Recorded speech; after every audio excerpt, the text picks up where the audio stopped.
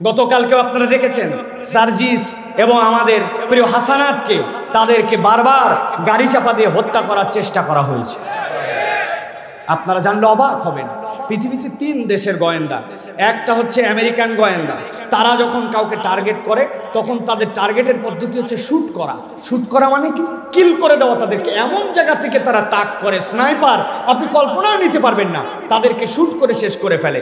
আরেকটা গোয়েন্দা যারা ইসরায়েলি মোসাদ, এদের টার্গেট হচ্ছে এরা বিস্ফোরক কোনো জায়গায় দিয়ে টাইম বোমের মতো করে রেখে, আপনি কল্পনাও করতে পারবেন না 3 মাস আগে যেই বাড়ি ওই হামাসের ইসমাইল হানিয়ার জন্য সিলেক্ট করা ছিল, 3 মাসের তারও আগে সেখানে তারা নিজস্ব পদ্ধতিতে বোমা ফিট করে সেখানে তারা ইসমাইল হানিয়া সহ চেজার বিস্ফোরণ করে লেবাননে মানুষকে মেরেছে।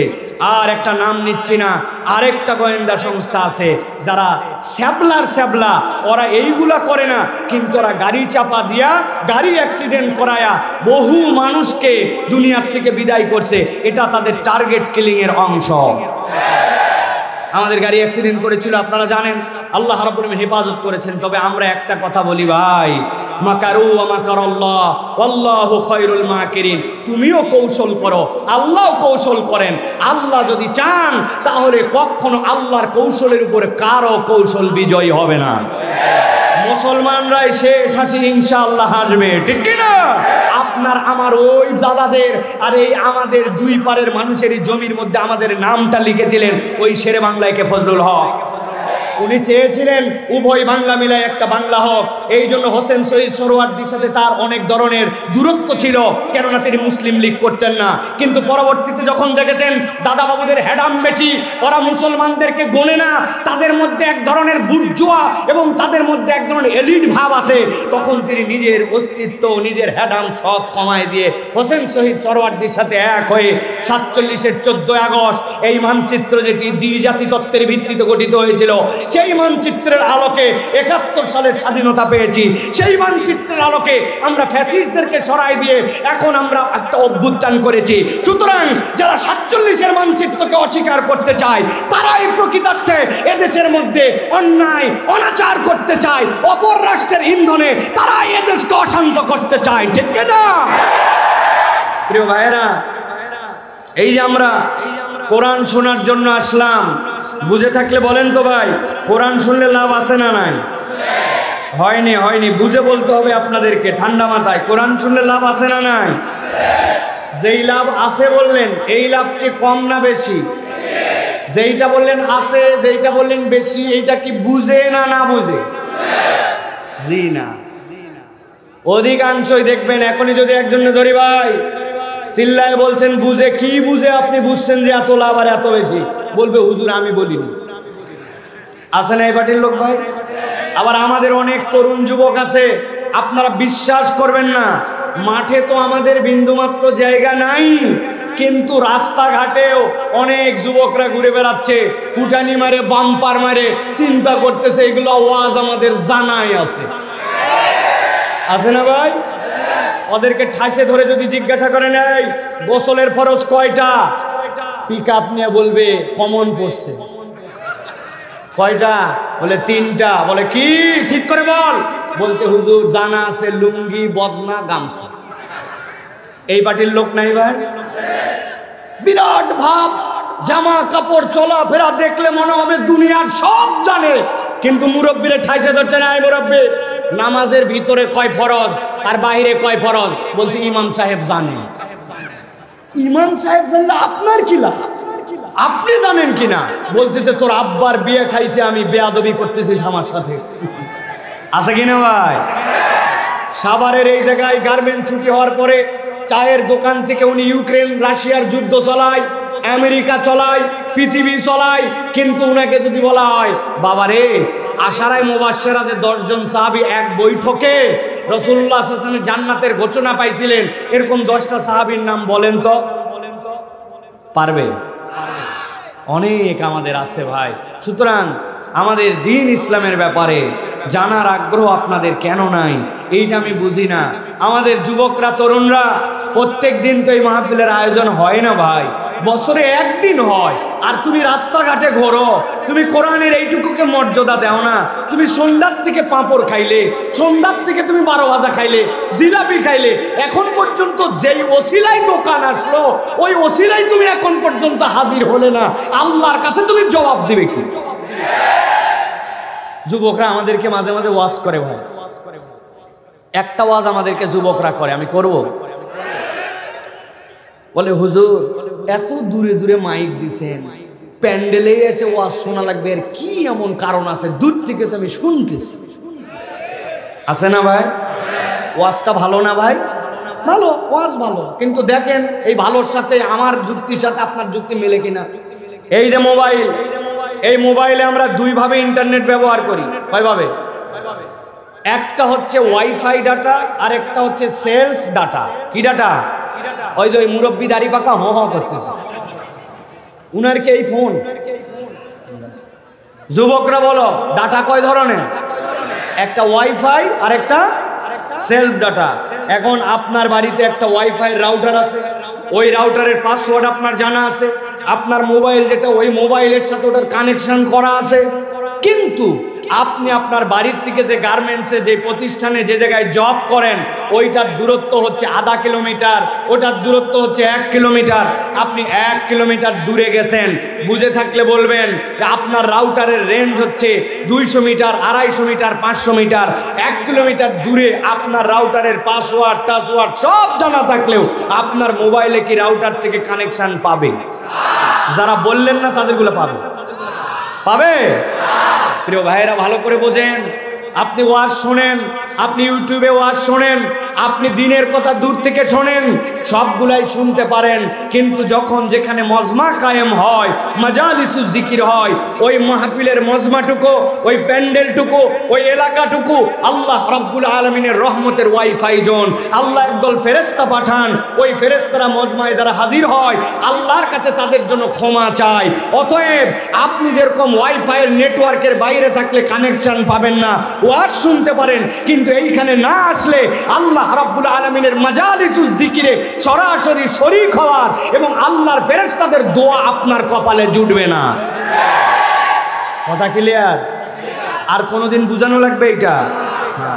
কিন্তু প্রিয় ভাইরা, এই কোরআন শুনতে আসলে আমাদের জন্য কিছু লাভ আছে, ঠিক কিনা? কিন্তু আমরা জানি না। আজকে একটু জানার চেষ্টা করে দেখেন তো আল্লাহ কি বলছেন। আল্লাহ রাব্বুল আমিন বলছেন, ইয়া আইয়ুহান নাস قد جاءتكم موعظة من ربكم وشفاء لما في الصدور।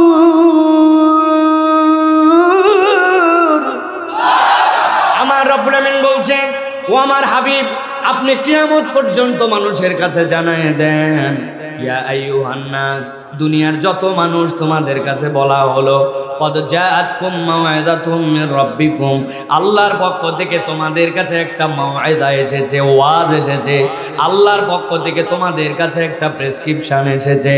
আপনি যদি কখনো ডাক্তার দেখান, ডাক্তার দেখানোর সাথে সাথে আপনি দেখবেন ডাক্তারের প্রেসক্রিপশনে 2টা ভাগ থাকে, বাম পাশে চিকন করে একটা রো করা থাকে আর ডান পাশে একটা ভাগ করা থাকে। বাম পাশের রোর মানেটা আপনি বোঝেন না, কিন্তু ডাক্তার আপনার রোগের বৃত্তান্ত শুনে শুনে সেখানে কি কি আপনার রোগ তার ইন্ডিকেশন করেছে, আর ডান পাশে আপনার জন্য যে প্রেসক্রিপশন করে দিয়েছে খেয়াল করলে দেখবেন ওই প্রেসক্রিপশনের মধ্যে ঔষধের নাম, ঔষধের পাওয়ার, ঔষধটা দিনে কয়বার খাবেন আর ঔষধটা কতদিন পর্যন্ত আপনার চলবে, এইটা ওই ডান পাশে প্রেসক্রিপশনের মধ্যে লেখা থাকে, ঠিক কিনা? আমার আল্লাহ রাব্বুল আলামিন বলছেন, কদ জাআতকুম মাউইযাতুম মির রাব্বিকুম ওয়া শিফাউল লিমা ফিস সুদুরি ওয়া হুদাও ওয়া রাহমাতুল লিল মুমিনিন। এই দুনিয়ার মানুষ, আমি রব্বুল আলামিন তোমার জন্য যেই কোরআন দিলাম ওই কোরআনকে আমি রব্বুল আমিন বললাম মাউইজা, এইটা আল্লাহর পক্ষ থেকে তোমার জন্য প্রেসক্রিপশন। বান্দা তোমার কতদিন পর্যন্ত এই কোরআনুল কারীমের পিছনে থেকে জান্নাত পর্যন্ত যাওয়ার জন্য কি কি পদ্ধতি লাগবে আল্লাহ বলছেন কিয়ামত পর্যন্ত অনাগত মানুষের জন্য আমি কোরআনের মধ্যে এটা দিয়েছি। 2 নম্বর আল্লাহ বলছেন ওয়া মাউইজাতুম মির রাব্বিকুম ওয়া শিফাউল লিমা ফিস সুদূর। দুনিয়াতে তুমি যত ধরনের অসুস্থ হও প্রত্যেক অসুস্থতার জন্য তোমার ডাক্তার আছে, কিন্তু আল্লাহ বলছেন তোমার অন্তর যদি অসুস্থ হয়ে যায় ওই অন্তরের ডাক্তার দুনিয়াতে একজনও নাই। তোমার হাতের চুলকানির ডাক্তার আছে, পা ভেঙে গেছে ডাক্তার আছে, তোমার যদি কোনো ধরনের নিউরোর প্রবলেম হয় ডাক্তার আছে, চোখের ডাক্তার আছে, কিন্তু আল্লাহ বলছেন তোমার যদি অন্তর ঠিক না হয় তুমি উপরে যাই হও না কেন আল্লাহর কাছে তুমি জান্নাতের সার্টিফিকেট পাবে না। অতএব জান্নাতের সার্টিফিকেট পেয়ে তুমি যদি ফিট মানুষ হতে চাও তাহলে আল্লাহর কাছে তোমাকে কোরআন দিয়ে ওই ফিটনেস নিতে হবে। মাঝে মাঝে আমি উদাহরণ দেই, গভীর মনোযোগে খেয়াল করেন। আপনাদের এই এলাকায় একটা ছেলে পেপারের মধ্যে বিজ্ঞাপন দেখেছে সেনাবাহিনীর 2nd লেফটেন্যান্টে লোক নিবে, কমিশন র্যাঙ্কে লোক নিয়োগ দিবে। এখন যেই না কমিশন র্যাঙ্কে লোক নিবে সাথে সাথে দেখে কি কি কোয়ালিফিকেশন। 1 নম্বর কোয়ালিফিকেশন হচ্ছে ওই ব্যক্তিকে 5 ফিট 6 ইঞ্চি লম্বা হওয়া লাগবে। 2 নম্বর তার যোগ্যতা এসএসসি এবং এইচএসসিতে কমসে কম 2nd ডিভিশন পাওয়া লাগবে। 3 নম্বর তার কোয়ালিটি, থানার থেকে তার ক্লিয়ারেন্স লাগবে, ফৌজদারি কোনো মামলার মধ্যে তার নাম নাই। আর 4 নম্বর তার যোগ্যতা হচ্ছে কমসে কম ওই মানুষটাকে শারীরিকভাবে ফিট হতে হবে। ওই ছেলে যেই না কাগজ পেয়ে গেছে, পাওয়ার পরে দেখে বাপরে বাপ, বলছে এই জায়গাতে উভয়টাতে 2nd ডিভিশন, আমার উভয়টাতে তো গোল্ডেন প্লাস। সাথে সাথে এরপরে বলছে যে 2 নম্বরে কি, 2 নম্বরে তার জন্য যোগ্যতা চাইছে 5 ফিট 6 ইঞ্চি লম্বা হওয়া লাগবে। এই বেটা 6 ফিট, থানা ক্লিয়ারেন্স তার বাপ দাদার জন্মে, কারো থানায় তার নামে বিচার নাই। আর শারীরিকভাবে দেখতে শুনতে এত সুন্দর। ওই ছেলে আবেদন জমা দিয়ে দিছে, ধরেন সাভার ক্যান্টনমেন্টে তাকে ডাক দিছে অমুক তারিখে তোমার কাগজপত্র নিয়ে হাজির হওয়া। ওই ছেলে ওই তারিখে কাগজপত্র নিয়ে হাজির হয়ে গেছে। হাজির হওয়ার পরে এখন যেই লোক তার পরীক্ষা করবে প্রথমে বলছে তোমার সার্টিফিকেট দেখাও। সার্টিফিকেট দেখে বাপরে বাপ, চাইছিলাম 2nd ডিভিশন, এই বেটা 2টাতেই 1st ডিভিশন। সার্টিফিকেট ওকে, এবার থানার ক্লিয়ারেন্স দেখাও। থানার কাগজ যেই না চাইছে, থানাতে দেখে থানা তাকে বলছে বাপ দাদার জন্মে তার কোনো ফৌজদারি মামলা নাই, ক্লিয়ার। এবার বলছে বেটা যাওয়ার পরে হাইট মাপ দে। ও যেই না হাইট মাপতে গেছে ওই বরাবর একটা দড়ি দেওয়া আছে 5 ফিট 6 ইঞ্চি, কিন্তু এই বেটা তো 6 ফিট লম্বা, ওর নাক বরাবর বাইতে গেছে। বলছে ব্যাক করলে এত লম্বা, নিচ দিয়া যা। নিচ দিয়া পার করে দেওয়ার পরে বলছে জামা কাপড় খোলো। যেই না জামা কাপড় খোলাইছি, জামা কাপড় খোলানোর পরে এবার বলছে সামনে দিকে হাত 2টা সোজা করো। যেই না বলছে সামনে দিকে হাত 2টা সোজা করো, হাত 2টা সোজা করছে, ডান হাতটা টনটনা সোজা, কিন্তু বাম হাতের 4টা আঙ্গুল অল্প একটুখানি বাঁকা। এখন যেই লোকের পরীক্ষা নেয় ওই বলছে এই ব্যাক কল, বাম হাতের নখ বেঁকা কেন, বাম হাতের নখ সোজা কর। ও বলছে স্যার এর থেকে বেশি সোজা হয় না, জন্মের পরের থেকে আমার হাতের বাম হাতের 4টা আঙ্গুল একটু বেঁকা, তাছাড়া আমার পুরা শরীর ঠিক। বুঝে থাকলে বলেন আপনারা, উভয়টাতে 1st ডিভিশন, 6 ফিট লম্বা, থানা ক্লিয়ারেন্স বরাবর। কিন্তু ওই ছেলেটার যদি বাম হাতের 4টা আঙ্গুল একটু বাঁকা হয়, সেনাবাহিনীতে কি ওই লোকটাকে ভর্তিতে নিবে? আমার আল্লাহ রাব্বুল আলামিন বলছেন, ভালো করে বোঝো, ইয়া আইয়ুহান নাস কদ জাআতকুম মাউইযাতুম মির রাব্বিকুম ওয়া শিফাউল লিমা ফিস সুদুরি ওয়া হুদাও ওয়া রাহমাতুল লিল মুমিনিন।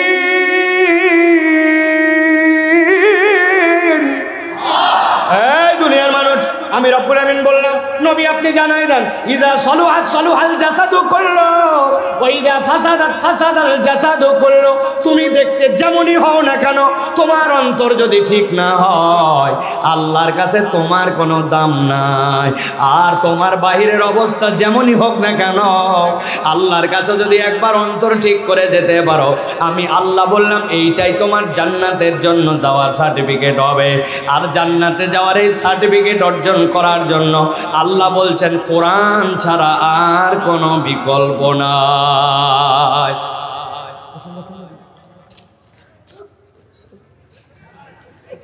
বসেন, আপনারা বোঝেন না কেন এগুলা ভাই? এই ওয়াজটা সারা পৃথিবীতে যাবে।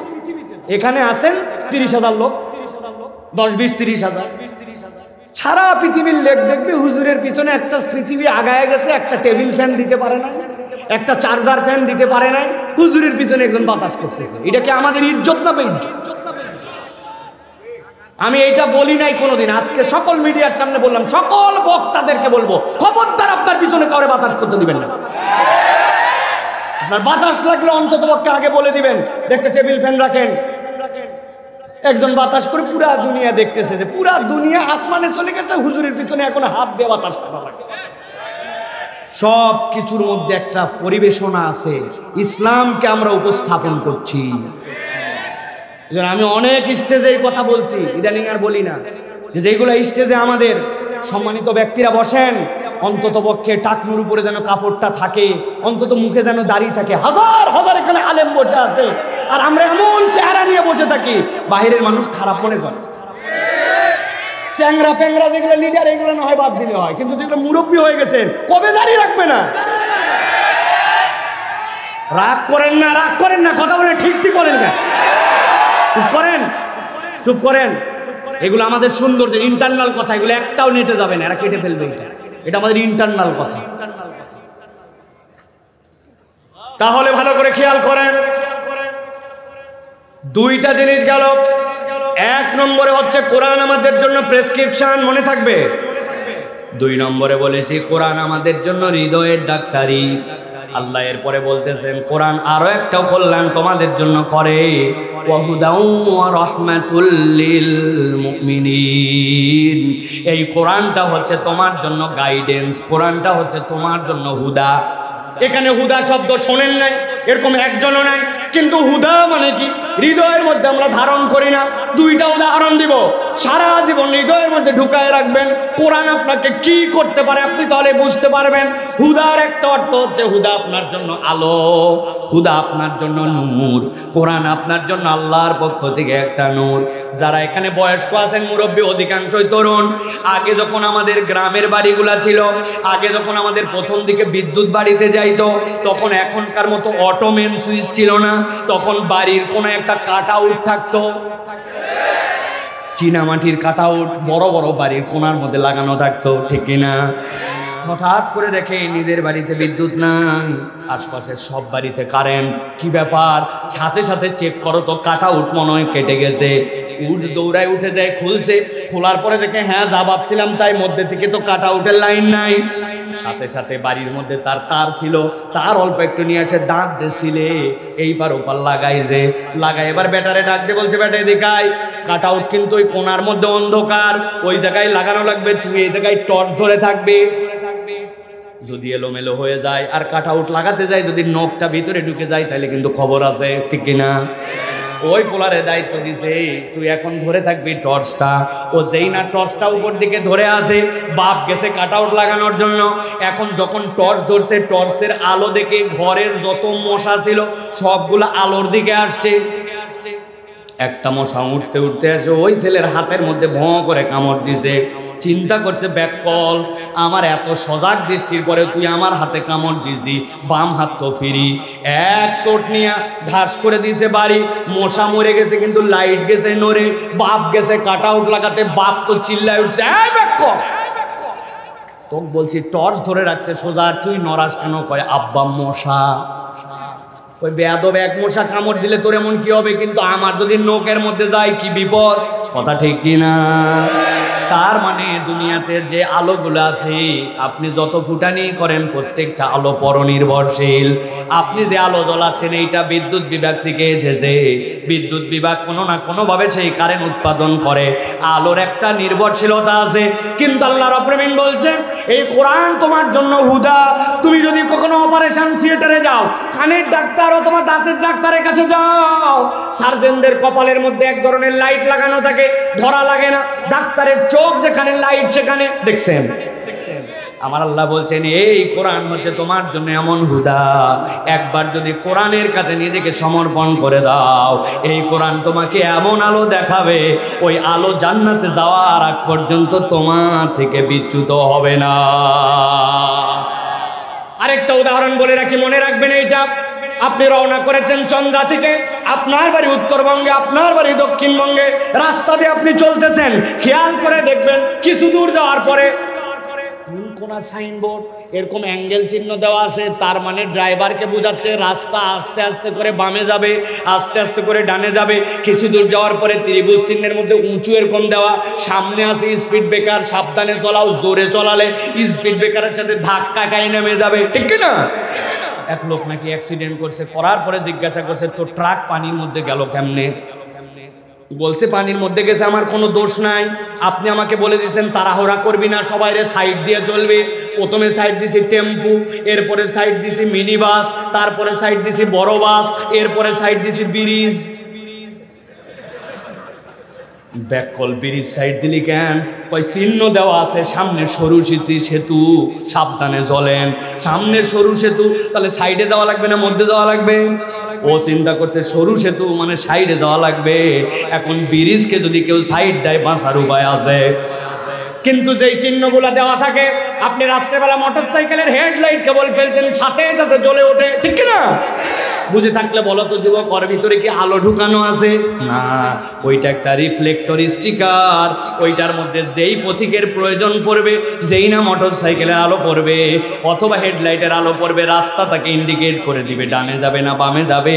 আল্লাহ বলছেন বান্দা একবার বুঝ কর, এই কোরআন তোর জন্য হুদা। তোকে কত দূর পর্যন্ত যেতে হবে, কোথায় যে থেমে যেতে হবে, কোন কথা বলতে পারিস, কোন সম্পর্ক রাখতে পারিস, কার পক্ষে স্লোগান দিতে পারিস, কাকে স্লোগান বিবর্জন করে দিতে পারিস। আল্লাহ বলতেছেন আমি রব্বুল আমিন কোরআনের মধ্যে তোর জন্যই হুদা দিলাম। আর আমি রব্বুল আমিন জানায় রাখলাম ওয়া রাহমাতুল লিল মুমিনিন, এই কোরআন হচ্ছে ইমানদারদের জন্য রহমত। এই দুনিয়াতেও তার জন্য রহমত, কবরেও তার জন্য রহমত, ওই মিজানের পাল্লাতেও তার জন্য রহমত। আমার নবী বলছেন আল্লাহ কোরআনকে এমন পাওয়ার দিবেন, কোরআন বান্দার হয়ে আল্লাহর সাথে ঝগড়া লাগাই দিবে, আল্লাহ এই অনুমতি তাকে দিবেন। বান্দাকে জান্নাতে ঢুকানোর পরে এরপরে কোরআন তার থেকে বিচ্ছিন্ন হবে।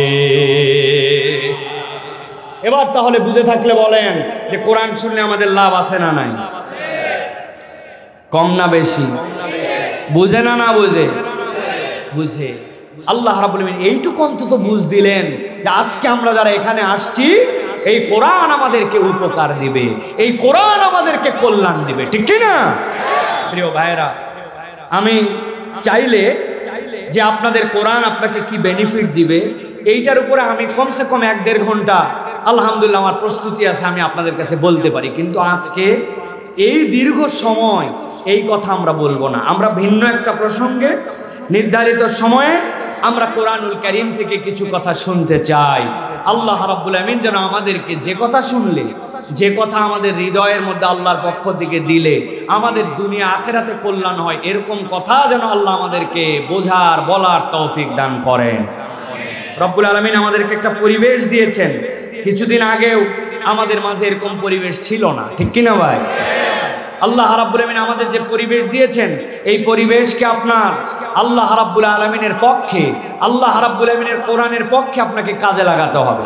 শুধুমাত্র মাহফিলে আসলাম, রাজনৈতিক সমাবেশের মতো শুধুমাত্র গরম করলাম আর চলে গেলাম, এতে আমাদের দুনিয়া আখিরাতে কোনো বেনিফিট হবে না। এই জন্য প্রিয় ভাইয়েরা, কোরআনুল কারীমের আলোকে আমাদের জীবন গঠন করতে হবে। কোরআন থেকে আমাদের কিছু কথা বাড়িতে নিয়ে যেতে হবে। রাজি আছেন আপনারা?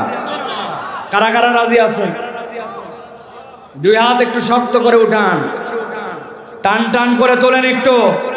আমার যুবকরা, হাত কি সোজা হয়েছে ভাই? হয় নাই, হয় নাই। ডানে বামে দেখে সোজা করেন। আচ্ছা, আরেকটা চান্স দেই, সকলে হাত নামান, হাত নামান, একসাথে সকলে উঠাবেন হাত। আল্লাহু আকবার। তুলছেন সবাই? হ্যাঁ, হাত শক্ত করেন, সোজা করেন। এবার পিছন দিকে একটু টানা দেন, হ্যাঁ, ডানে বামে একটু নড়াচড়া দেন, ডানে বামে নড়াচড়া দেন। এবার হাতটা এরকম করে ধরেন, এই যে এরকম করে ধরেন, ধরে এবার ডানে বামে তাকায় দেখেন কারা কারা হাতটা ধরতে পারে নাই। এগুলো চেহারা একটু চিনে নেন, মুরব্বী না হলে তাদেরকে একটু চিনে নেন, আর মুরব্বী হলে সব মা। হাত সোজা করছেন, পিছনে টান দেন, এবার দিছেন। এবার হাতটা এরকম করেন, এরকম এরকম, হ্যাঁ হাত এরকম করেন, করছেন না? মাশাআল্লাহ। এবার পিছনে নেন, পিছনে। এবার আবার একবার একসাথে হাত তোলেন, আল্লাহু আকবার।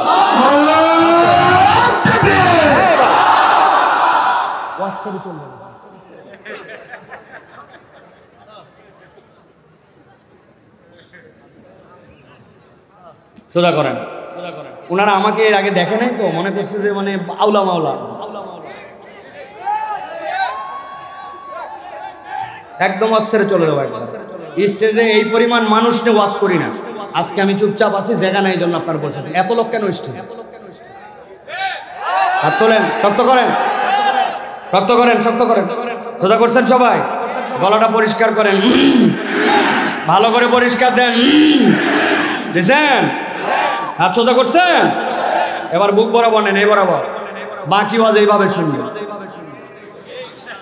রেডি সব? এবার আমরা আকাশ বাতাস মুখরিত করে একটা তাকবীর দিতে চাই। পারবেন ইনশাআল্লাহ? পারবেন ইনশাআল্লাহ? যারা যত পান পড়তে দেওয়া হোক পারবেন না, তারা আল্লাহুম্মা আমিন বলেন। এই জায়গা আছে, আগেই বলছি ওনারা পারবেন না। পারবেন যারা, তারা বলেন আল্লাহুম্মা আমিন। এই সাদা গেঞ্জি ভাই, এইটা কি? হ্যাঁ এরকম না, তুমি না আমার দলের লোকের। রেডি রেডি হবে ইনশাআল্লাহ? পারবেন ইনশাআল্লাহ? দেখি আমরা জানাতে চাই। আমি আস্তে করে দিব, আপনারা ফাটায় দিবেন ইনশাআল্লাহ। পারবেন ইনশাআল্লাহ? আমার না ফেব্রুয়ারি 28 তারিখ পর্যন্ত মাহফিল, আপনাদের তো আজকের পরে আবার কবে মাহফিল আল্লাহ জানে, ঠিক না ভাই? এই জন্য আজকে একটা হিম্মত করে গলা ফাটায় দিতে চাই। পারবেন ইনশাআল্লাহ? দেখি আমি আস্তে, আপনারা জোরে। রেডি সবাই? লিল্লাহি তাকবীর, লিল্লাহি তাকবীর। আল কোরআনের আলো, আল হাদিসের আলো, তোমার নেতা আমার নেতা, তোমার নেতা আমার নেতা, আলেম ওলামা যেখানে, লিল্লাহি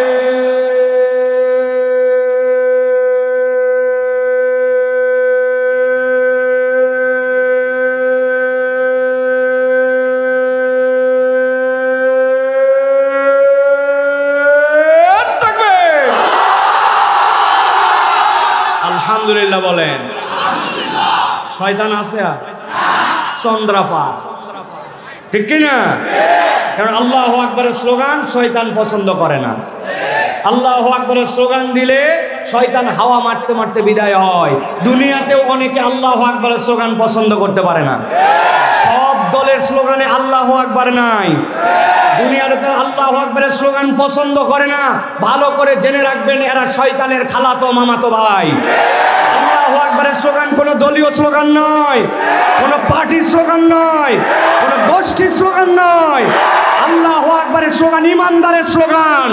ইমানদারের হৃদয়ে যতদিন পর্যন্ত ঈমান থাকবে, এই বাংলার জমিনে কিয়ামত পর্যন্ত আল্লাহু আকবারের স্লোগান চলতেই থাকবে, চলতেই থাকবে, চলতেই থাকবে।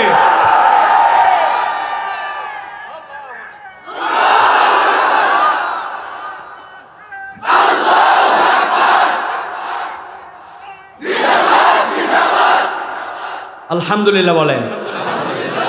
অলসতা গেছে না ভাই? অনেকে মনে করছিল যাই কি বাড়ি, যাই কি না, আর সেইগুলা যাতে যাবে না অন্তত পক্ষে আধা ঘন্টা, ঠিক কিনা? প্রিয় ভাইয়েরা, আজকে জুমার রাত, আমরা দীর্ঘ সময় কথা বলবো না। আপনারা দেখেছেন বাংলাদেশের ভাগ্যাকাশে যে নতুন সূর্যোদয় আমরা দেখতে পাচ্ছি। এই সূর্যোদয়ের পরে কতকগুলি কুচক্রী মহল এই বাংলাদেশে নানান ধরনের ষড়যন্ত্রের জাল বিছায় রেখেছে। তারা নানান সময় নানান নাম নিয়ে আমাদের মাঝে আসতেছে, কিন্তু সবচেয়ে সেনসিটিভ যেটা, সেটি হচ্ছে আপনারা দেখেছেন যে আমাদের চট্টগ্রামে আমাদের একজন মুসলিম আইনজীবীকে সেখানে নির্মমভাবে হত্যা করা হয়েছে। আমরা মুসলমানরা বলেছি, চট্টগ্রামের মানুষ যদি রাগ করে সবাই থুতু ফেলে দিত, অথবা চট্টগ্রামে যত মুসলমান সবাই মিলে যদি ইচ্ছা করে প্রস্রাব করে দিত, তাহলে এই সকল চক্রান্তকারী এবং তাদের বীজ ভেসে চলে যেত। কিন্তু আমরা তাদেরকে শান্ত থাকতে বলেছি। আমরা বলেছি বিচার এখন সরকারের কোর্টে, আপনি ঠিকঠাক মতো ইনসাফ মতো বিচার করেন, কেননা 16-17 কোটি মুসলমান রেফারির ভূমিকায় আপনাদেরকে দেখতেছে। আপনারা যদি ভুল করেন, বাঁশি বাজায়া লাল কার্ড দেখায়া আপনাদেরকেও বিদায় করে দিতে বাংলার তৌহিদি জনগণ সময় নেবে না। এই জন্য আমরা কোনো উগ্রতা দেখাই নাই, আমরা কোনো সম্প্রীতির বাইরে কখনো আসি নাই। আমরা তোমাদের মন্দির পাহারা দিয়েছি মূর্তি পাহারা দেওয়ার জন্য নয়, সম্প্রীতি রক্ষা করার জন্য। কিন্তু আমরা দেখেছি 17 কোটি মুসলমানদেরকে শুধু সবক দেওয়া হয় সম্প্রীতি রক্ষা করো, আর তাদেরকে কেবলমাত্র বলা হয় তোমরা যা ইচ্ছা তাই করো। বেশি দিন ধৈর্যের বাঁধ টিকে থাকবে না। অতএব বাঁধ টিকে রাখতে চাইলে সুষ্ঠুভাবে এই ঘটনার অচিরেই বিচার করতে হবে। আপনারা খেয়াল করলে দেখবেন 47-এর স্বাধীনতা, যেটা আমাদের প্রকৃত স্বাধীনতা, ওই স্বাধীনতা নিয়ে একদল কথা বলে না। বাংলাদেশে আজকে আপনার একটু জমি আছে, আপনি জমিদারিতে আপনার জমিতে আপনার রেজিস্ট্রি হয়। আপনি কি জানেন ওই 47-এর স্বাধীনতার আগে এই বাংলাদেশে শেরে বাংলা একে ফজলুল হক অবিভক্ত বাংলার যখন তিনি প্রধানমন্ত্রী ছিলেন, জমিদারি প্রথা তিনি প্রথম বিলুপ্ত করে আপনার আমার ওই দাদাদের আর এই আমাদের দুই পারের মানুষেরই জমির মধ্যে আমাদের নামটা লিখেছিলেন ওই শেরে বাংলা একে ফজলুল হক। উনি চেয়েছিলেন উভয় বাংলা মিলায় একটা বাংলা হোক। এই জন্য হোসেন শহীদ সোহরাওয়ার্দীর সাথে তার অনেক ধরনের দূরত্ব ছিল, কেননা তিনি মুসলিম লীগ করতেন না। কিন্তু পরবর্তীতে যখন দেখেছেন দাদা বাবুদের হেডাম বেশি, ওরা মুসলমানদেরকে গোনে না, তাদের মধ্যে এক ধরনের বুর্জোয়া এবং তাদের মধ্যে এক ধরনের এলিট ভাব আছে, তখন তিনি নিজের অস্তিত্ব নিজের হেডাম সব কমায় দিয়ে হোসেন শহীদ সোহরাওয়ার্দীর সাথে এক হয়ে 47-এর 14 আগস্ট এই মানচিত্র, যেটি দ্বিজাতি তত্ত্বের ভিত্তিতে গঠিত হয়েছিল, সেই মানচিত্রের আলোকে 71 সালের স্বাধীনতা পেয়েছি। সেই মানচিত্রের আলোকে আমরা ফ্যাসিস্টদেরকে সরাই দিয়ে এখন আমরা একটা অভ্যুত্থান করেছি। সুতরাং যারা 47-এর মানচিত্রকে অস্বীকার করতে চায়, তারাই প্রকৃতার্থে এদেশের মধ্যে অন্যায় অনাচার করতে চায়, অপর রাষ্ট্রের ইন্ধনে তারাই এদেশকে অশান্ত করতে চায়, ঠিক না? অতএব চিনে নিতে হবে কে আপনার বন্ধু আর কে আপনার দুশমন।